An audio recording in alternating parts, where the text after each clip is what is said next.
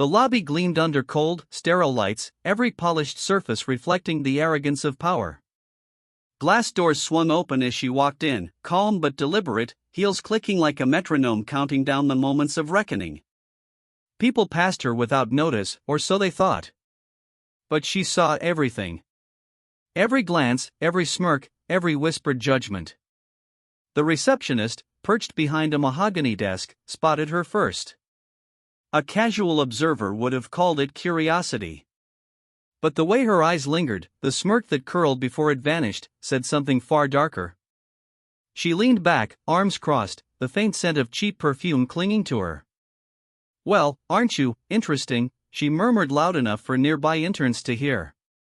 The woman paused, lifting her chin slightly, letting the insult roll over her like a tide. Nobody knew yet that the calm she radiated masked an empire beneath. Every step she took echoed in the lobby like the heartbeat of a storm about to break. Interesting, she thought. Really, it was laughable. Did this receptionist know who she was, or that her next mistake would cost billions? A colleague tried to intervene, whispering hurried apologies, but the receptionist ignored them, emboldened by assumed superiority. Her laugh, thin, brittle, and sharp, cut through the quiet hum of fluorescent lights. Others in the lobby turned their heads, curiosity and unease mingling. But the woman only smiled faintly, eyes glinting like steel. What did it matter? Soon, the world outside this lobby would hear the sound of real power and humiliation colliding. She moved forward, extending her hand politely, a gesture the receptionist barely returned, lips twitching in amusement. "Name?" the receptionist asked, the word dripping with derision. A simple question. Innocent, almost. But layered with assumptions. "Name's Claire Davenport," she said, smooth, precise. "I have a meeting with Mr. Caldwell regarding the Henderson acquisition." The receptionist's smirk widened, teeth glinting under harsh lighting. "Oh, you're the investor? Really?" Her tone suggested disbelief, amusement, maybe even condescension. The kind that prickles at the skin and makes blood run cold in moments you can't yet predict.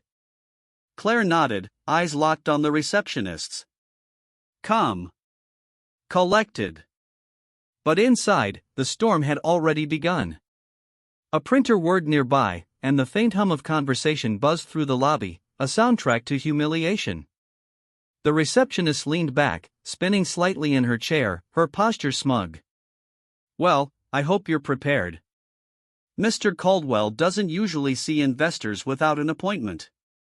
A slight pause, a glance at her watch, the faint click of her pen as she wrote something down. Then, almost as if to punctuate her arrogance, she laughed again. Claire's fingers tightened around the strap of her bag.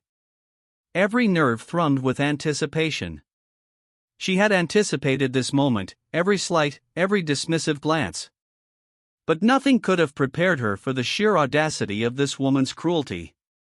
And yet, in that tension, she felt a spark, a quiet thrill. How long could arrogance last before reality intervened? How long before power, hidden in plain sight, reshaped everything? The receptionist straightened, her smirk now bordering on smugness. "I hope you brought all your documents," she said, tapping a perfectly manicured nail against the polished desk. The click echoed through the lobby like a metronome counting down an unseen threat. Around her, interns shifted uncomfortably, sensing the tension, but nobody dared intervene. Claire's lips curved into a small, deliberate smile. She slid a sleek folder from her bag, placing it on the desk with a soft thud. The sound was mundane, yet it carried weight, a subtle declaration. The receptionist's eyes flicked up, expecting hesitation, but Claire's gaze was unflinching, piercing. She leaned forward, just enough to catch the reflection of the receptionist's rising unease in the glass. "Everything you need is right here," she said, voice calm, measured, but edged with steel. A ripple passed through the lobby. Phones vibrated, chairs creaked, footsteps paused, tiny, almost imperceptible shifts. But Claire noticed them all. Every whisper, every glance, every foot tapping anxiously. The receptionist laughed again, sharp and brittle. Well, I guess we'll see if you're really prepared, won't we? The words were simple, but they carried the weight of judgment, the kind that can crush confidence, or so she thought.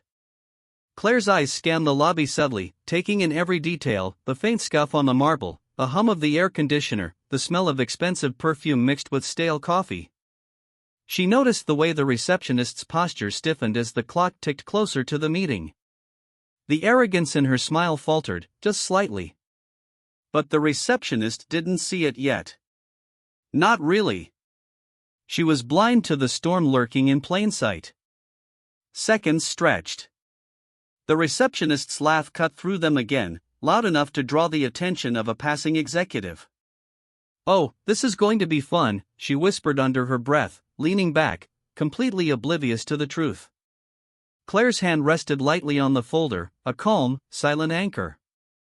And then, just as the receptionist looked away, flicking through a list of names, Claire pressed a single button on her tablet. The screen blinked to life. Emails, charts, figures, numbers moving at impossible speed. Claire didn't flinch. But on the receptionist's monitor, everything changed in an instant. A subtle error flashed, almost invisible at first. But it carried consequences no one in that lobby could yet fathom. The receptionist's fingers froze mid-tap. Eyes widened. A bead of sweat rolled down her temple, almost invisible under the harsh lights, but unmistakable to anyone paying attention. "Wait, what is this?" The words escaped before she could think. Her voice, previously full of mockery, now trembled slightly. Around her, the lobby buzzed, a low, nervous hum as people sensed the shift but didn't know its source. Claire's calm gaze never wavered. She didn't need to speak again. The weight of her presence alone was enough to make the room shiver. The receptionist fumbled, trying to regain control, clicking through tabs, refreshing pages, calling numbers. Panic was a live wire sparking across her nerves. Interns exchanged worried glances, executives murmured, and phones vibrated with urgent notifications. Every movement she made seemed slower, clumsier, as if the air itself had thickened. And then came the silence, just for a heartbeat, but it was enough. Claire stood, smooth and deliberate, walking toward the exit as if nothing had happened. The receptionist's eyes followed, wide, frantic, desperate for explanation. And that's when it hit her, the consequences of underestimating the woman in front of her. Emails pinged, confirmations arrived, calls rang. A $3 billion deal, set in motion for months, was collapsing in real time. Every misstep, every flicker of arrogance, every laugh that had seemed harmless, it was unraveling now, faster than she could comprehend. The lobby felt smaller suddenly. The air heavier. The receptionist's smirk had vanished entirely, replaced by disbelief so raw it twisted her face. Claire paused at the glass doors, looking back one last time, her gaze calm, merciless, almost amused. Sometimes, she thought, people don't realize who they're laughing at until it's too late. And in that moment, the receptionist understood, she had mocked not just a woman, but a storm waiting to be unleashed. The sound of urgent notifications filled the lobby, a relentless digital drumbeat that matched the receptionist's rising panic. Her fingers flew across the keyboard, eyes darting between screens, heart hammering. But it was too late. Every transaction, every approval, every signature she had taken for granted was dissolving in real time. $3 billion gone. And she had no one to blame but herself. Claire stepped closer, the faint scent of her perfume cutting through the panic in the room. She didn't raise her voice, didn't shout, her calmness was far more devastating. The receptionist turned, desperate for a clue, a lifeline, any excuse. "How, what, who are you?" The words stumbled from her lips, trembling with disbelief.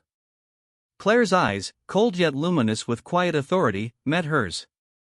"I told you my name," she said softly, almost gently.